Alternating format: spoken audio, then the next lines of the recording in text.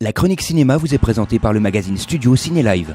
Bonjour à toutes, bonjour à tous, bienvenue dans cette chronique cinéma qui, je l'espère, chaque semaine vous donne envie de sortir et d'aller au cinéma. On retrouve cette semaine Manon, un peu malade côté voix. Un petit peu. Bonjour à tous, bonjour. Tu as choisi quel film pour nous ? Tu veux ou tu veux pas, Dracula Untold et Horns. Tu veux ou tu veux pas de Tony Marshall, C'est ça. Avec un duo très attendu puisqu'il s'agit de Patrick Bruel et Sophie Marceau. Tu peux nous en dire un peu plus ? Il s'agit de Lambert, un sexe addict repenti qui tente de se racheter une conduite en devenant conseiller conjugal.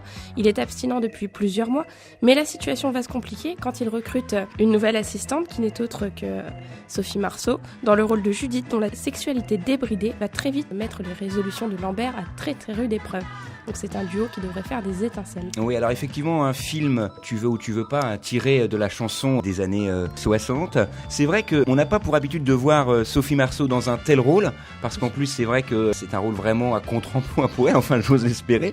Donc c'est vrai que c'est pas un film qui est vulgaire du tout, on pourrait croire effectivement par rapport au sujet du film, c'est très très bien maîtrisé, comme sait le faire Tony Marshall, qui avait d'ailleurs réalisé il y a quelques années Vénus Beauté notamment. Elle a vraiment réalisé beaucoup de films très populaires. Ça sera encore une fois un très très gros succès. Ça, j'en mets ma main à couper. Et ça s'intitule Tu veux ou tu veux pas. Merci Manon pour cette première sélection. Un deuxième film peut-être qui va nous raconter l'histoire du comte Dracula. C'est ça, donc en fait c'est l'histoire de Vlad Bassarab, qui était surnommé l'Empaleur, donc c'est l'homme qui a inspiré l'histoire de Dracula. Donc cet homme était prince de Transylvanie, et pour protéger son peuple et notamment son fils, il choisit de faire un pacte avec un monstre, un pacte un petit peu avec le diable on va dire. Un pacte qui va lui permettre d'acquérir la force de 100 hommes, la rapidité d'une étoile filante et des pouvoirs nécessaires pour anéantir tous ses ennemis. En l'échange de quoi, il sera accablé d'une insatiable soif de sang. Il aura 3 jours pour y résister. S'il y arrive, il redeviendra lui-même et pourra protéger son peuple. Mais si au contraire, il n'arrive pas à résister à sa soif de sang, il sera condamné à entrer dans le monde des ténèbres pour le reste de ses jours. Condamné à se nourrir de sang et de perdre et détruire tous ceux qui lui sont chers. C'est pas le premier opus que l'on peut voir comme ça sur Dracula. Il y en a eu beaucoup, notamment celui qui est pour moi la référence, celui de Francis Ford Coppola qui était sorti il y a plus de 10 ans maintenant. Un nouvel opus vraiment pour les fans du genre parce qu'il y a beaucoup d'effets spéciaux dans ce film. Je ne sais pas si réellement l'ambiance sera là, mais en tous les cas c'est un film à voir cette semaine puisque ça fait partie de notre sélection. Alors, tu as choisi également Equalizer, un film avec Denzel Washington qui va ici camper le rôle d'un vengeur. C'est ça, en fait, il incarne le rôle de McCall, qui est un homme qui a laissé son passé plutôt mystérieux derrière lui et qui, en rencontrant une jeune femme qui s'appelle Terry, qui vient de se faire agresser par de violents gangsters, choisit de sortir de sa retraite pour aller venger cette jeune femme. Et il va découvrir que ses talents d'autrefois sont loin d'être perdus. Un bon film d'action. Donc on va faire une dernière sélection. Tu vas, toi, parler de l'histoire également des 2 acteurs principaux et je reviendrai très brièvement sur le réalisateur qui est vraiment une grosse pointure. Ici on retrouve Daniel Radcliffe qui incarne Ignatius, qui a été soupçonné d'avoir assassiné sa fiancée et qui a été rejeté par tous ceux qu'il connaît. Il a tout de même sombré dans le désespoir, mais un matin il se réveille avec une paire de cornes sur la tête, des cornes qui lui donnent un étrange pouvoir, celui de faire avouer leurs plus noirs secrets à ceux qui le rencontrent. Il va du coup se lancer à la recherche du véritable meurtrier. Et on retrouve également dans le rôle de la fiancée assassinée Juno Temple. Très bon film, à mon avis. Bon, il n'a pas été présenté à la presse à l'heure où on vous parle, mais en revanche, Alexandre Aja, qui est un grand réalisateur français, comme ça se fait beaucoup, malheureusement, les Français n'ont pas trop cru en ce réalisateur.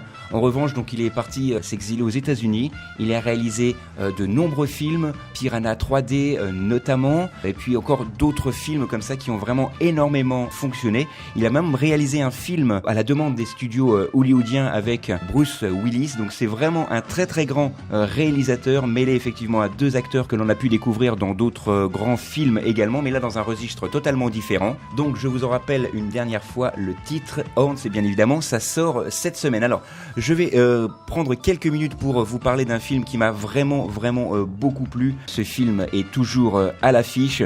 Ça s'intitule 3 cœurs avec l'excellent Benoît Poelvoorde. Alors quelques petits reproches quand même à ce film, même si effectivement Charlotte Gainsbourg et Benoît Poelvoorde s'en sortent vraiment brillamment.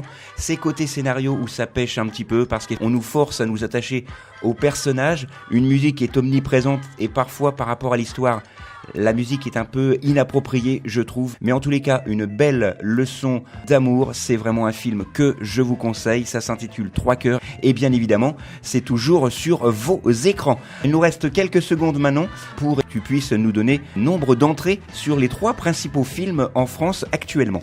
Alors, en première place, on retrouve Bon Rétablissement qui, pour sa première semaine, enregistre 212 122 entrées, donc ce qui n'est pas mal.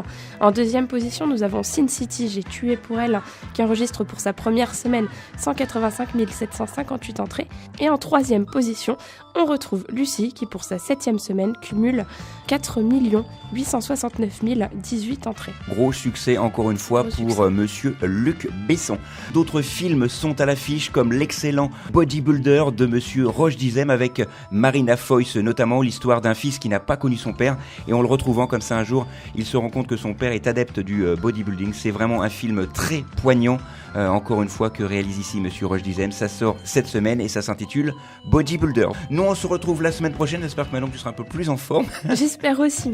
D'ici là, ne changez rien. Sortez, allez au ciné. Et tant que vous êtes au ciné, au moins, vous n'êtes pas devant la télé. La chronique cinéma vous a été présentée par le magazine Studio Ciné Live. Studio Ciné Live, c'est chaque mois toute l'actualité du cinéma.